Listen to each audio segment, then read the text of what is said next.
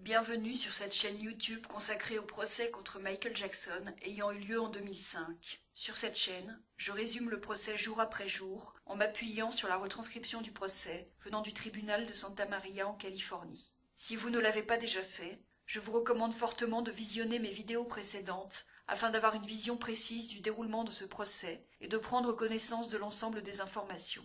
Dans la vidéo d'aujourd'hui, je vais résumer le déroulement du procès le 8 mars 2005, 7e jour du procès après la sélection du jury. Pendant cette journée de procès, Star Arvizo est de nouveau interrogé par Tom Sneddon, puis contre-interrogé par Tom Mesereau. Il dit que Michael Jackson lui avait dit de ne pas dire à Devlin ce qu'il faisait. Il dit qu'une fois il était sur le lit avec Gavin et Aldo, et d'après lui Michael Jackson leur avait dit de ne rien dire, même s'ils vous mettent un revolver sur la tête. Pendant le contre-interrogatoire de Tom Mesereau, Star dit qu'il a témoigné pour la première fois sous serment dans l'affaire J.C. Penney. Star reconnaît qu'il y a une alarme qui se déclenche quand on passe dans le couloir menant à la chambre de Michael Jackson, qu'il décrit comme une cloche électrique, et qu'il n'a jamais vu Michael Jackson éteindre ce système. Star reconnaît qu'il avait le code permettant d'ouvrir toutes les portes à Neverland. Star affirme que cette alarme s'était déclenchée quand il était rentré dans la chambre de Michael Jackson et l'avait vu prétendument agresser Gavin. Star affirme qu'il faut que les portes soient ouvertes pour qu'on entende l'alarme depuis la chambre de Michael Jackson.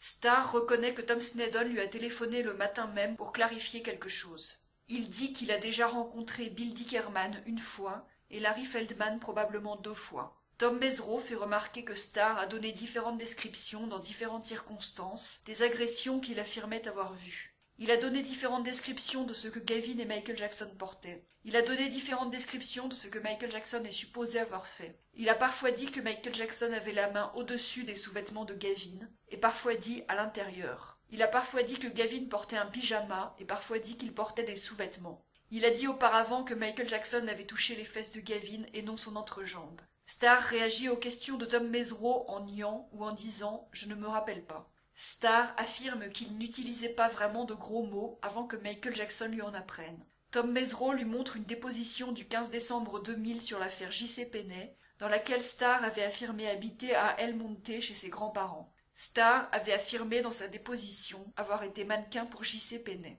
Il avait dit que Gavin avait pris des vêtements sans les payer à J.C. Penney pour forcer leur père à les acheter. Il avait dit que Gavin n'aurait pas volé car il voulait devenir prêtre et comédien. Il avait dit que ses parents ne se battaient jamais, et il admet que c'était faux. Il avait dit que son père ne le frappait jamais, et dit maintenant que c'était faux. Il dit qu'il ne se souvient de rien, et que ses parents ne l'ont pas coaché pour mentir. Il affirme qu'il n'utilise pas de gros mots. Tom Mesereau fait remarquer que Star avait dit à la police que Gavin buvait dans une canette dans l'avion revenant de Miami, et qu'il avait vu du vin blanc dedans. Star dit qu'il ne se souvient pas de ça, et qu'il pense que ses propos ont été mal retranscrits. Star confirme qu'il a dit à la police que sa mère lui avait appris la différence entre le bien et le mal, et qu'il pensait que mentir était un péché. Star ne se rappelle plus exactement à quelle période de l'année il était à Neverland en 2003. Tom Mesereau fait remarquer à Star qu'il a été surpris par quelqu'un de la sécurité à Neverland en train d'essayer d'ouvrir les verrous de la chambre de Michael Jackson, et Star le nie. Star nie avoir été surpris dans la cave à vin en train de boire du vin avec Gavin quand Michael Jackson n'était pas là. Il nie avoir été surpris n'importe où à Neverland en train de boire du vin. Il confirme qu'il savait dans quelle pièce était la clé de la cave et nie l'avoir déjà prise. Star donne une description précise de la cave à vin et de la chambre de Michael Jackson à Neverland.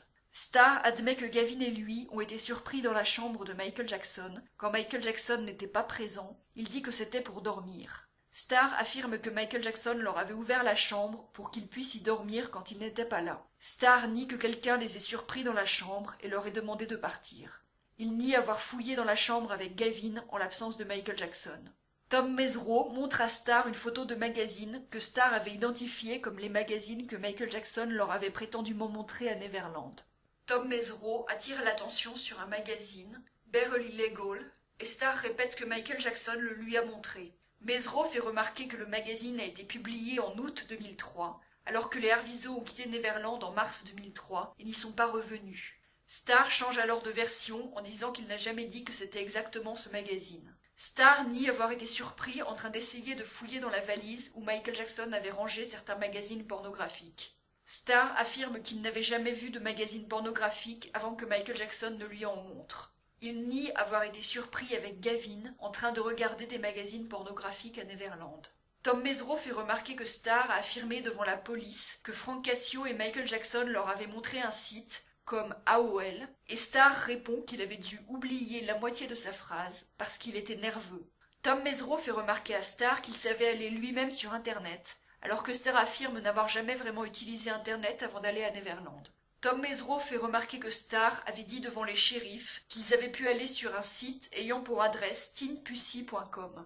Starr le nie, mais Tom Mesereau lui sort le rapport des shérifs, et Starr dit qu'il ne l'a jamais dit, puis qu'il pourrait l'avoir dit, mais qu'il ne se souvient plus. Starr nie avoir été surpris en train d'aller sur des sites pornographiques avec Gavin à Neverland en l'absence de Michael Jackson. Starr a dit devant les shérifs qu'il ne savait pas l'heure qu'il était quand ils étaient à Neverland, car Michael Jackson les tenait éloignés des horloges. Tom Mesereau lui fait remarquer qu'il y a une grosse horloge devant la gare à Neverland et qu'il y a plein d'horloges à Neverland. Starr affirme alors que les horloges à Neverland ne donnaient pas toujours la même heure. Tom Mesereau montre une carte que Starr avait envoyée à Michael Jackson avec des mots affectueux.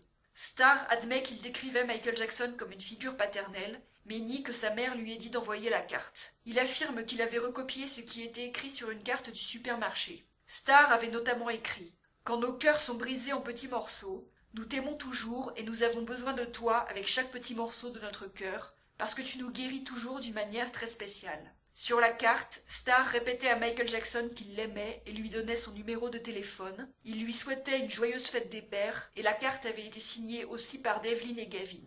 Starr admet que Gavin décrivait Michael Jackson comme une figure paternelle, longtemps avant le voyage à Miami. Starr dit qu'il avait obtenu le surnom Blowhole après avoir perdu à pierre-feuille-ciseaux avec Michael Jackson.